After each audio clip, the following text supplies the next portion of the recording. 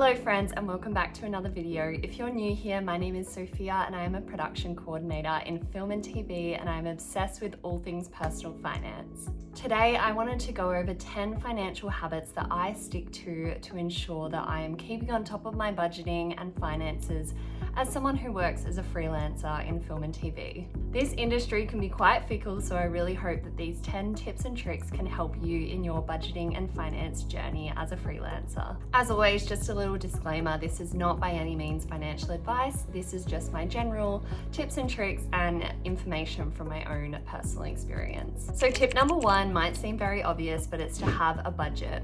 And this doesn't mean being restrictive with a budget and having all of these rules and regulations of where you can put your money. It's simply understanding what is coming in and what is going out of your accounts so that you know how to allocate your money in the most useful and important way, judging by the priorities that you have in your expenses. So I'll pop up on screen the budgeting template that I use. I do have this one linked down below, and it is my favorite budgeting template that I've come across. I just got it off an Etsy seller, and it's been amazing. I've used it for the past few years, and as you can see, it goes over, each month, and then you just have a log where you pop in all of your expenses or your income and your savings, and it does it all for you. I love the automation, and I really love that it, tracks everything. This is sort of a budget where I'm tracking every single expense, every single cent of income, and every single cent of savings. So at the end of each year, I have a really good picture of what that year looked like. And that also helps me really plan for the years ahead. Now, when it comes to budgeting, you don't need to be crazy like me and have a spreadsheet like this. I find it very useful because I can use this information for the next month or the next year of budgets, but just having a very simple breakdown of all of your income, of what you expect to be coming in per month, and then all of your fixed expenses and your variable expenses. So fixed expenses would be stuff like rent, bills, groceries, fuel, all the things that you need to live and survive. And then your variable expenses would be things like coffee, eating out, buying clothes, shopping, anything that sort of comes under the category of wants versus needs. And then seeing where you fit in terms of do you have enough money to cover all of those expenses and bills? Do you have money left over for savings? And for me in particular, I always want to make sure that I have money left for investing. And so when it came to creating my budget, I really like to just sort of have an understanding of where I'm spending. I don't follow a strict budget, which might come as a shock to some of you who see the budgeting template that I use, but I don't follow a strict budget. I don't really restrict myself, but I just like to have a sense of where I'm sitting for that month of expenses. Am I eating out too much? Do I need to bring that back a little bit? I just like to have sort of a dialogue with myself and know exactly where I'm sitting with my money rather than just putting my head in the sand and ignoring it. I think tip number 2 might be the most important tip of this whole video, and that is having an emergency fund. So working in the industry that we work in as a freelancer, you never really know where your next paycheck's coming, and you never really know when a job might fall over. For example, I was just attached to a job and it fell over and it's no longer going ahead, so I am out of work. Thankfully, I've been able to pick up a little bits and pieces, but having an emergency fund really takes away the stress of that happening, because you have money to fall back on if things like these happen, like if an emergency happens, or if, for example, your tires blow on your car, or you have a medical expense that comes up randomly. Having this emergency fund allows you to not dip into all of your other savings goals in order to cover that expense or that emergency. So for me personally, I've got my emergency fund full at the moment, and it's at $10,000.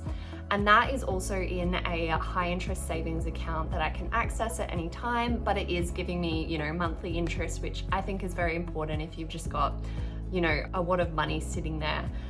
not doing anything, it may as well earn you interest. So that is my, best advice as someone to just focus on building that emergency fund first and foremost before cracking on any other of the savings goals that you might have, because this could save you in the long run and it will also potentially save you from dipping into those other goals in the future. Tip number 3, which I don't think is talked about that much in the freelance or arts world, is investing. So I am a huge proponent for investing. I absolutely love investing, and I see it as genuinely the vehicle for me to be able to retire early and to be work optional in my 40s or 50s, so that I'm not slogging away trying to get gigs well into my 60s. Because honestly, for me, I do love the industry I work in, but it is very taxing on your mental well-being, on your physical well-being, and I just think having the freedom when I'm a bit older to choose whether I want to work or not, or take on less gigs,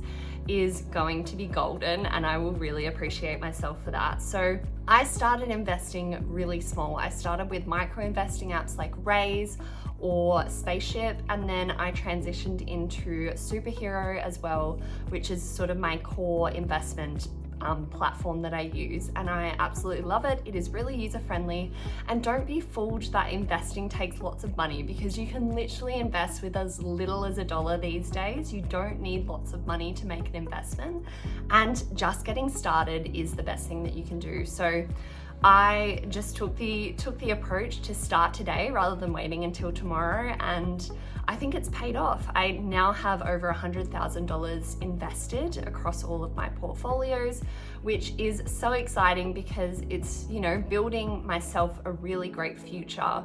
And I'm just doing this in my 20s, and I'm doing it as a freelancer. At the moment, now that I'm not working as much, I'm investing a bit less, but then once I'm on a job again, I'm going to amp it up again.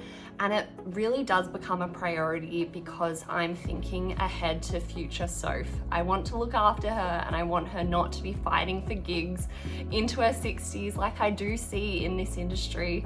And it becomes sad because you really want your future self to be happy and safe and supported, and I think investing is genuinely the best vehicle to get there when it comes to money and finances as a freelancer. So my best tip when it comes to investing as a freelancer is to really focus on investing when you are on a job and you have a surplus of money, and then you can, push your overtime or your extra money from your per diems or something into your investments, so that when you're not on a job, you don't have the stress of investing hanging over you, and you've done a bunch while you're, in your feast phase, I guess you could say, rather than in your famine phase is, how they like to phrase things in the arts community.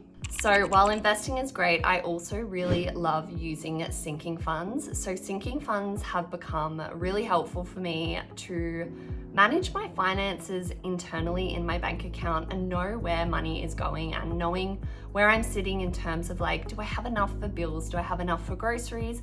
Have I got that money saved up for my car expenses or for my car insurance bill? And just having it split up so that I can visually see, because in the arts we're, pretty visual people for the most part, visually seeing where all my money is sitting is extremely helpful when it comes to knowing how to prioritize my money. So when I get paid, I can see, I don't really have much in my groceries fund, so I'll pop some money in there so that I'm covered.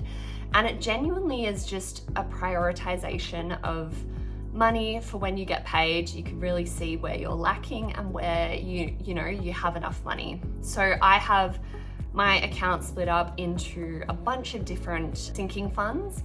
It's all within the same account. They're just sort of little buckets that you can put money into. So for example, I have one for personal care. So if I want to go get a haircut, I'll chuck, $50 in there for my future self. Or I have a sinking fund for my car insurance bills. So I pay this yearly, which is something that I'm going to talk about in a moment. But I save up for this across the year. So I can sort of see, that bill's coming up in March next year. I have heaps of time to fill up that account, but I know by March that account needs to be full to fully cover that bill. And so sinking funds for me have been the best way to fill up buckets when I do have a surplus of income, and then also use those buckets when I don't have a surplus of income like now. So tip number 5 might be hard to achieve sometimes because, like what I've explained previously in this video, I didn't know that this downtime was coming. I knew that I was going to have a little bit of a break, but I didn't foresee it being this long, which can be scary, but if you do have the opportunity to plan for downtime, do it. For example, when I knew that there was going to be a bit of a shorter break than what I have at the moment, I saved up 6 weeks worth of, expenses and money to be able to cover me for the 6 weeks that I wasn't going to be working. It has now blown out to be more than that. So it's not always a perfect science, but when I'm on a job, I really like to think ahead and know, I have 2 weeks between that job. I'm going to make sure that I have $500 a week saved up just for those 2 weeks to cover me for any expenses or things I want to do, going out to lunch, having fun, and making sure that those weeks are covered. So it's not always perfect, but it is something that I like to think about and plan ahead for while I'm on a job, while I have money coming in. And it also helps me not overspend while I do have more money coming in, because it helps me to think about future. So what's that break looking like and when's my next job? Number 6 will be a quick one, but it is something that I've learned over the years being a freelancer, is to invoice immediately. Don't put this off. There is no point. You're not going to hurt someone's feelings by invoicing straight away. It doesn't matter. They were paying you to do that job. You should send your invoice as soon as that job is finished so that you can get paid in a timely manner. As anyone in the freelance industry would know, getting invoices paid on time can sometimes be really tricky, and sometimes people don't meet the deadline that's on the invoice. So if you send it off, quick smart after you finish that job, then there's a higher chance that you'll get paid on time and be able to plan accordingly for your finances.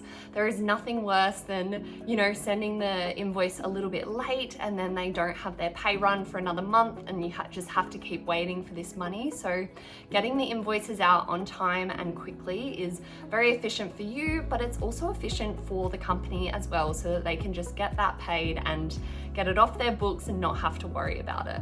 So I sort of touched on this when I was talking about sinking funds, but tip number 7 is paying bills I can annually rather than monthly. So what this does for me is it actually reduces the cost, because a lot of the time companies prefer you to pay annually rather than monthly, and it does have a bit of a kickback for you. So for example, I choose to pay my rego and my license and those sorts of car expenses annually rather than the monthly bill, because A, it works out cheaper for me, but B, I can also plan a lot better for it, and I'm not sort of stuck with all of these monthly bills that are always coming out on random dates. So I like to have a sinking fund for these bigger bills. So for example, my car insurance and my registration, they're really big bills, upward of $1,000. And so I create those sinking funds and I fill them up when I've got lots of work.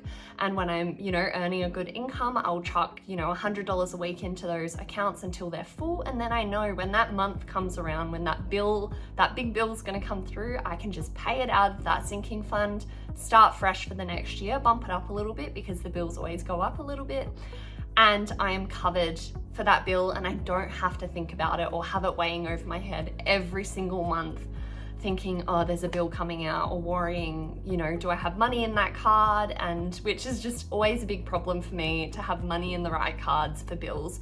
So paying it annually is a lot easier, and it does also save money sometimes. Tip 8, you might roll your eyes, but I am a huge user of rewards programs. So I have Flybys, my health insurance does these little rewards. You download an app and you track your, workouts and stuff, and it'll give you points.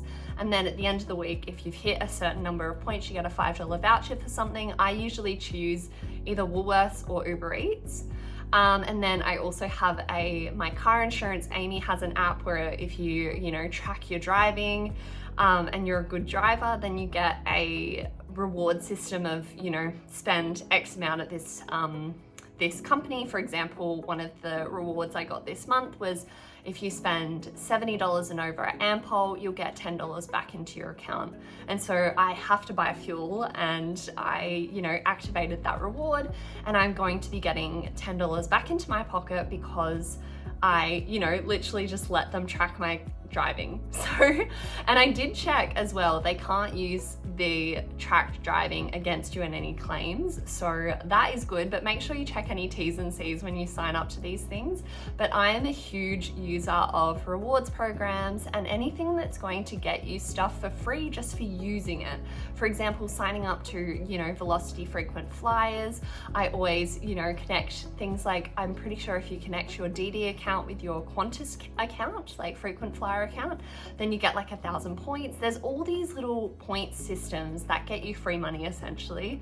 I love them all. I'm a user of all of them, and I really don't see why not. For example, even accounts like Shopback, which is just a browser extension. It's free, it's easy to use. You just have it as a browser extension and activate it when you're shopping on websites, and it will give you cash back straight into your account. Super easy. I'll put all my referrals down below for things like this that you might not know about, because it is just the easiest way to get money back into your account. And I think as a freelancer, you need to get savvy with using your money to your advantage. Tip number 9, I think this is sometimes hard to come by in the freelance space, I think, for accountants and for people that are good at tracking all of their expenses, but set up a system to help track your deductibles. So for example, I have simply a Dropbox folder that just has my, 25, 26 tax return folder, and then if I have a work expense, I'll take a photo of the receipt and I'll just upload it in there as soon as I've made the purchase and gotten the receipt. So I've made it really easy for myself to track receipts. And I also have a simplified spreadsheet, not the one that you've seen, on the screen, for my accountant, so that she knows all of my income, all of my work related expenses, and I just update that every quarter. I go in, look at all my accounts, update it. It takes probably, 30 minutes, but my accountant is gonna be a lot happier because she has something to go off, and she is also gonna have a good idea of, what expenses that she can claim. My tip attached to that is to have an accountant. So obviously not everyone needs an accountant, but as a freelancer, I have income coming in from all different sources. You have, ABN income, you have PAYG and other bits and pieces. And overall, it's a lot easier for an accountant to know what you can claim and know, how they could equal out your income over multiple years and all of those little bits and pieces that they're able to do and they understand. And I honestly put so much of my trust into my accountant. She is amazing. If you need a Perth recommendation and you're in the arts, hit me up. I'll let you know, her details, but finding a good accountant will save you thousands. She has gotten me returns that are, thousands of dollars, because she was able to really optimize what I've used on my car for all my freelance work, all of these expenses, and just having someone who knows and understands what is allowed to be claimed and what's not allowed to be claimed as well, because God forbid I get in trouble with the ATO. I would absolutely hate that. That is the scariest thing in the world. So I leave it up to the professionals to do my tax return. Okay, so the final tip number 10 is to raise your fees with your experience. So this goes without saying that as you get more experienced in the field that you're in the, space that you're working in, you can raise your fees. So the beauty about being a freelancer is you more often get to negotiate your rate. So I really love it about being on three or four jobs a year. You get to have a new conversation more frequently about your rate. So you can try to, continually increase that rate gradually over time as your experience grows, and in line with, I guess, the budget of the projects that you're working on. Sometimes you have to go up and then you go down a little bit, but overall, you should be raising your rate as you get better and as you gain more experience in that field that you're working in. And on this, don't be afraid to ask for a little bit more. So a lot of the time you'll get given an offer, especially in the film industry, you'll get given an offer and they're going to give you an offer that is sort of the base rate of what they would like to pay you. So you can always ask for a little bit more. Don't think it's crazy, or don't think that they're not going to hire you for asking a little bit more, because the worst thing that they can say is no, or they'll come to a negotiation and you'll meet halfway, or they'll be happy with what you've said that you'd like to be paid. So overall, I think it's always worth asking for a little bit more, because the worst that they can say is no. And those are my 10 key habits as a freelancer in film and TV or in the arts to really help you get on top of your finances. If you found this video helpful or you liked it, please make sure to share it, like, subscribe, and comment down below if these are some tips you're already using or which tips you might start using today. Thank you so much for watching, and I hope you have a great day or week whenever you're watching this, and I'll see you in the next one. Bye.